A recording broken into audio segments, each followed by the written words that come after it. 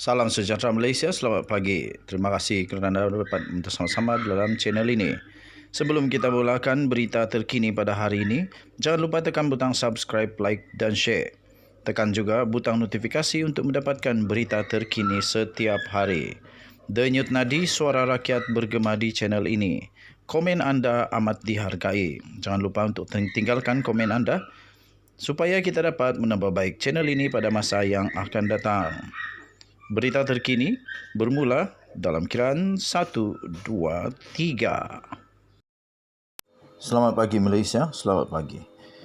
Berita terkini dipetik daripada sinarharian.com.my bertarikh 11 Julai 2022.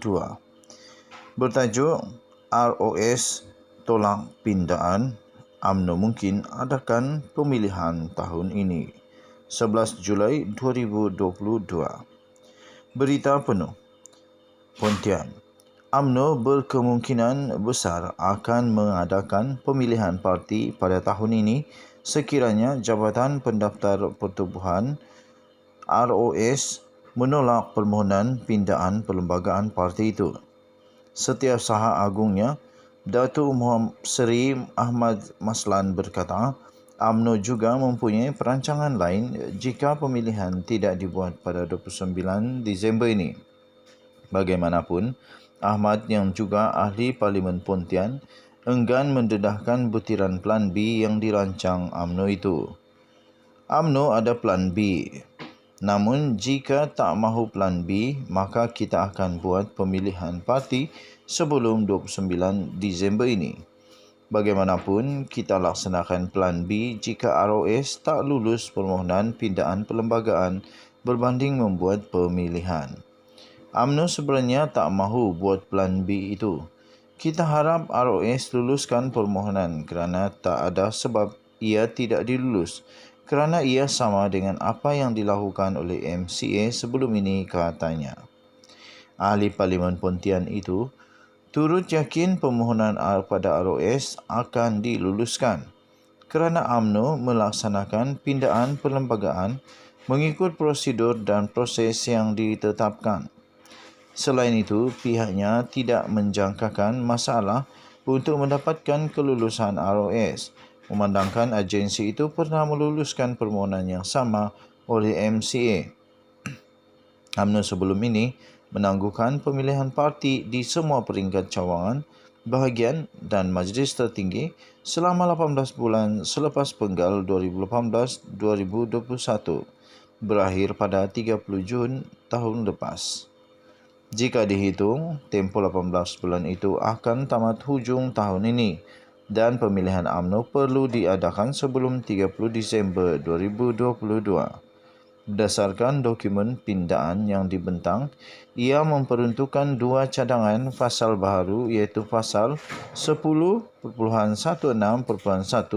yang menyebut Majlis Tertinggi MT UMNO berhak menangguhkan pemilihan di peringkat MT, bahagian dan cawangan.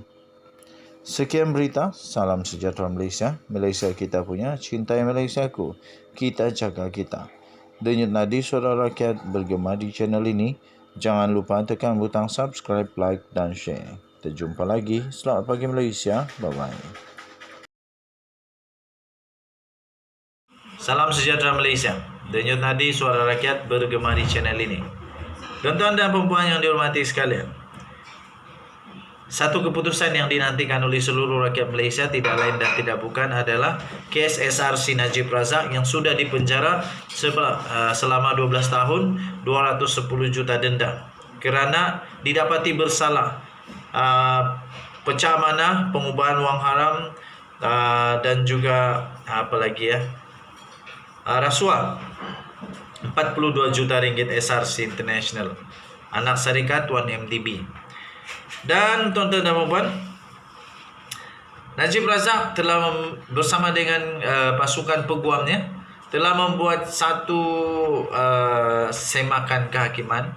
Mereka merayu dan mereka memberikan bukti yang baru supaya dengan harapan perbicaraan yang dulu itu dibatalkan kerana mereka berkata Hakim Nazlan ada konflik of interest ketika dia membuat penghakiman.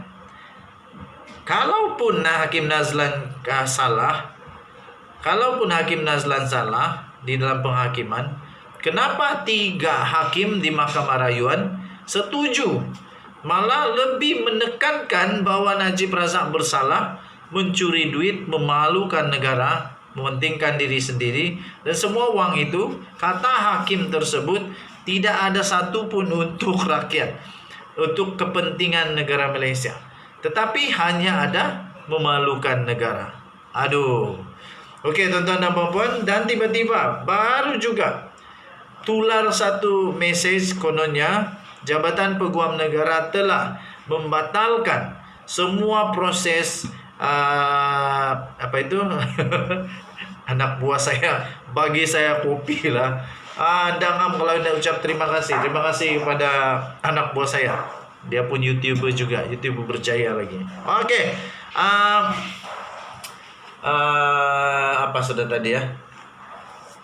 Mereka mau supaya semua itu dibatalkan, dan tular kononnya ada satu berita Jabatan Peguam Negara membatalkan penghakiman tersebut.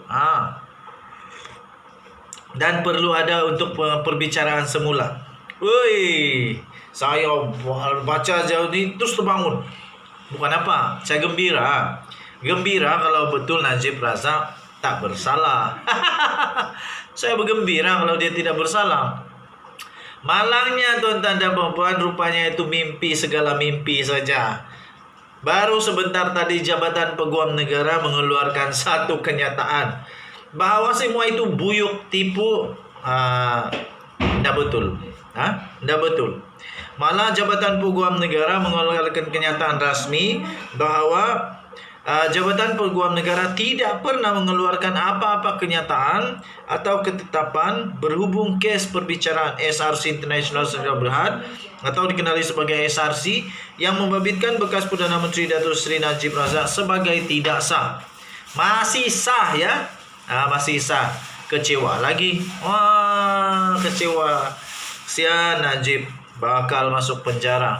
Kalau dia kalah, habislah.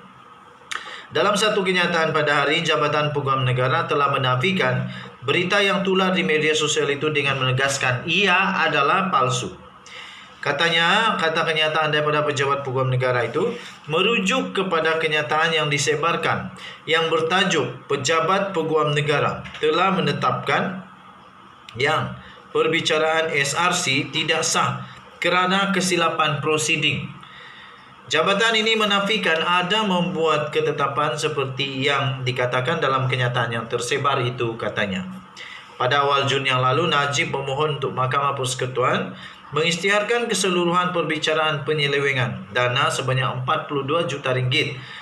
SRC yang dihadapi di Mahkamah Tinggi batal dan tidak sah. Begitu juga beliau juga memohon Mahkamah menimbangkan semula diadakan perbicaraan semula. Jabatan Peguam Negara dalam kenyataan sama turut memberitahu Mahkamah Persekutuan tetap menetapkan dan masih lagi berjalan untuk pendengaran rayuan terakhir kes SRC International Najib Razak ini bermula 15 Ogos. Sekarang sudah 10 hari bulan, 11 hari bulan besok, ada lebih kurang sebulan lagi untuk penentuan Najib Razak masuk penjara sebagai banduan terhormat atau beliau akan menjadi hero Hindustan yang kalah dulu menang kemudian. Apapun saya mendoakan semoga Najib Razak menang. Okey. Tapi saya tetap dengan pendirian hakim punya keputusan betul. Mahkamah punya keputusan tetap betul. Salah tetap salah. Macam mana bagus pun, baik pun, kalau salah tetap salah. Mana boleh. Itulah betul. Ada satu artikel yang saya baru baca yang ditulis oleh profesor. Seorang profesor daripada UNIMAS, dia kata sehingga rakyat Malaysia mengejek, membeli, menyindir dengan pedas sekali membandingkan isu kes SRC Najib Razak 42 juta ringgit dengan orang yang mencuri di pasaraya. Ada lagi tadi tengah hari saya ada tengok satu TikTok. Nah, saya dah lupa apa account TikTok dia, tapi lucu betul. Seorang wanita, ibu-ibu, mama-mama dari Sabah, menyuntil lagi. Dia bilang, satu-satunya negara di dunia. Lucu lah. Satu-satunya negara di dunia, dia kata. Yaitu orang yang mencuri Milo, 2 bungkus Milo di penjara 14 hari. Dia kata.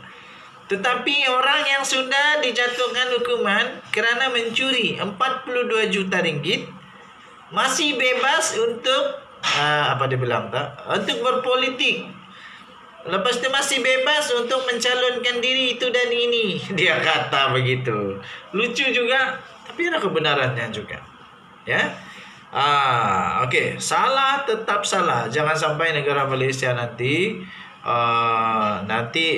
lagi memalukan pula, nanti dijadikan sindiran pula oleh pelawak-pelawak dunia. Okey, jadi menutup kepada kenyataan tersebut daripada Jabatan Peguam Negara. Jabatan Peguam Negara mengeluarkan kenyataan, Jabatan Peguam Negara akan hadir sebagai responden atau pendakwa raya.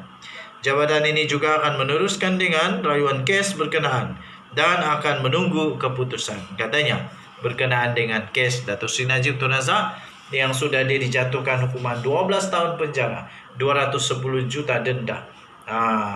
Tapi itu baru satu kes. Banyaknya kes lagi Najib Razak ni. Ya kesian jugalah. Kalau dia lepas ini pun dia tetap naik turun mahkamah. Pengubahan kes mengubah audit, kes lembaga hasil dalam negeri, kes perbendaharaan negara, kes 1MDB Tenor, kes, banyaklah.